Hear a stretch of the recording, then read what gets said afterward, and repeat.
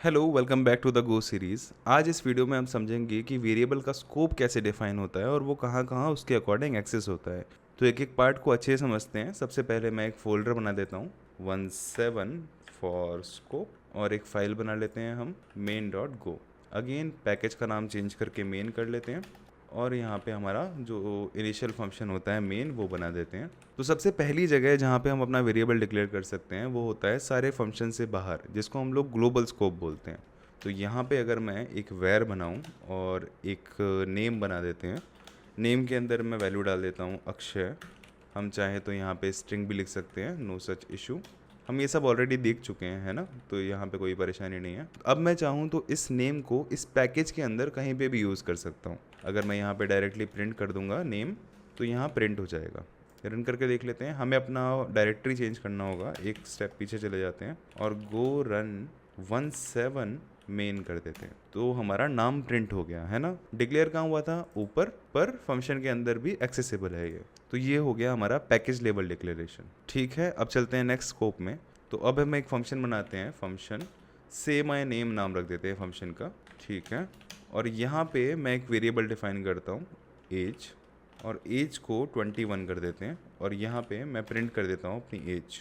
ठीक है, ये एज एक ऐसा वेरिएबल है जो इस फंक्शन के अंदर डिफाइन हुआ है, करेक्ट। अगर मैं चाहूँ एज को यहाँ एक्सेस करना तो मैं नहीं कर सकता। ये मुझे बोल देगा कि एज तो अनडिफाइंड है आपका, करेक्ट। अगर मैं इस फंक्शन के अंदर यूज़ करना चाहूँ इस प्रिंट के बाद, तो कोई इशू नहीं आएगा। तो ये बोलेगा हाँ ठीक है, इस तुमने ऊपर बनाया था, यूज़ कर सकते हो, कोई इशू नहीं है। बट इस फंक्शन के बाहर मैं यूज़ नहीं कर सकता। तो ये हो गया हमारा दूसरा स्कोप, जो है फंक्शन लेवल स्कोप। तो इसका मतलब ये जो एज वेरिएबल है ये हमारे एक फंक्शन के अंदर ही एक्सेसिबल होगा, इसके बाहर इसको कोई नहीं जानता। ठीक है, तो यहाँ भी लिख देते हैं। ठीक है, यहाँ पे मैंने फंक्शन लेवल लिख दिया। अब बात करते हैं तीसरे स्कोप की, जो होता है ब्लॉक लेवल। ब्लॉक हमें सुना सुना लग रहा होगा, क्योंकि हमने इफ ब्लॉक की बात की थी, एल्स ब्लॉक की बात की थी, स्विचेस की बात की थी, देन फॉर लूप की भी बात की थी, उसका भी एक ब्लॉक होता है, करेक्ट। तो जब भी बात ब्लॉक की होगी, जैसे हम यहाँ पे इफ में ट्रू लिख देते हैं और अंदर एक वेरिएबल डिक्लेयर कर देते हैं। यहाँ पे हम लिख देते हैं मार्क्स, और मार्क्स में 90 वैल्यू रख देते हैं। यहाँ पे अगर मैं एक्सेस करूँगा मार्क्स को हमारे, तो हो जाएंगे मार्क्स एक्सेस, करेक्ट, ये हमें पता है।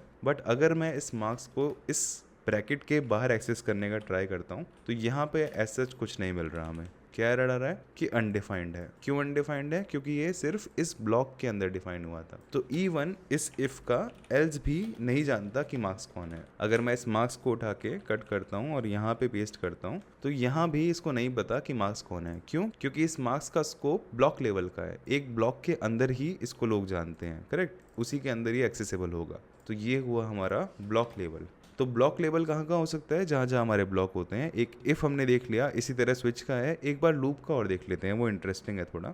ठीक है, मैंने यहाँ पे ब्लॉक लेवल लिख दिया। अब देखते हैं हमारा for loop. For loop traditionally हम कैसे लिखते थे? आई की वैल्यू हमने 0 से स्टार्ट करी या 1 से स्टार्ट करी, और काउंटिंग लिख देते हैं 5 तक में भी। तो आई की वैल्यू लेस देन 5, और फिर आई प्लस प्लस हमने कर दिया। ठीक है, अब ये तो हमारे ब्लॉक के अंदर डिफाइन नहीं हुआ है, करेक्ट, ये तो फॉर के साथ डिफाइन हुआ है यहाँ पे। और अगर मैं इसको यहाँ पे प्रिंट करता हूँ एफ पी, जस्ट चेक करने के लिए, तो मैं आई को प्रिंट कर सकता हूँ। कोई एरर नहीं है हमारे प्रोग्राम में। रन करेंगे तो रन भी हो जाना चाहिए। 1 2 3 4 रन हो गया, 5 से कम हमने रखा था, विच इज़ कूल।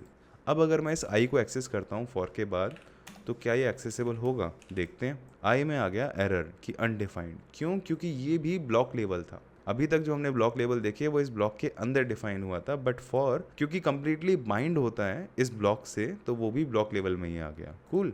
तो ये आई का स्कोप भी ब्लॉक लेवल ही है, मतलब आई को हम लोग इस लूप के अंदर ही यूज़ कर सकते हैं। ठीक है, तो ये हमारा दूसरा एग्जांपल हो गया ब्लॉक लेवल का। तो ओवरऑल तो ये तीन ही स्कोप होते हैं हमारे। एक तो ग्लोबल लेवल हो गया स्कोप, एक ब्लॉक लेवल हो गया, एक फंक्शन लेवल हो गया।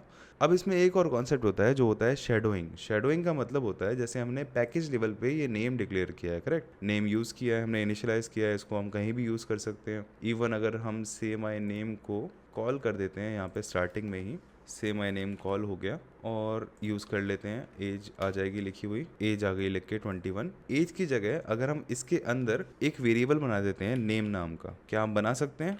हाँ, हम बना सकते हैं, कोई ऐसा इशू नहीं आएगा। और इसमें अक्षय की जगह मैं नाम चेंज करके हर्ष लिख देता हूँ। तो देखते हैं क्या ये काम करेगा। डिक्लेयर्ड एंड नॉट यूज्ड आ गया है ना। इसका मतलब इसने कोई एरर नहीं थ्रो किया कि तुमने ग्लोबल लेवल पे ऑलरेडी बना दिया था तो तुम फंक्शन के अंदर नहीं बना सकते। अब इंटरेस्टिंग चीज़ ये है, जब मैं इस नेम को यहाँ पे लिखूंगा, एज को मैं रिमूव कर देता हूँ, यहाँ पे नेम लिख देते हैं, तो कौन सा नाम आना चाहिए? क्या वो अक्षय आएगा क्योंकि वो ग्लोबल लेवल पे डिफाइन था, या फिर यहाँ वाला नाम आएगा क्योंकि ये ब्लॉक लेवल पे डिफाइन है या फंक्शन लेवल पे डिफाइन है? तो नेम आया हमारा हर्ष, जो कि इस फंक्शन के स्कोप में था। हमने ओवरराइड कर दिया एक ग्लोबल वेरिएबल को विथ आर लोकल वैल्यू। तो जब भी हम ओवरराइड कर देंगे तो काइंड ऑफ हमने शैडो कर दिया उसकी वैल्यू। उसकी मेन वैल्यू तो अक्षय ही थी, बट जब हमने इसको इस स्कोप में लिया तो हमने उसको शैडो कर दिया, उसके ऊपर अपना शैडो डाल दिया और अपनी नई वैल्यू असाइन कर दी। तो इस ब्लॉक के लिए अब जब भी हम नेम यूज करेंगे तो इस नेम की वैल्यू हर्ष ही हमें मिलेगी। करेक्ट। तो ये 4 कॉन्सेप्ट हैं स्कोप ऑफ वेरिएबल्स को लेके।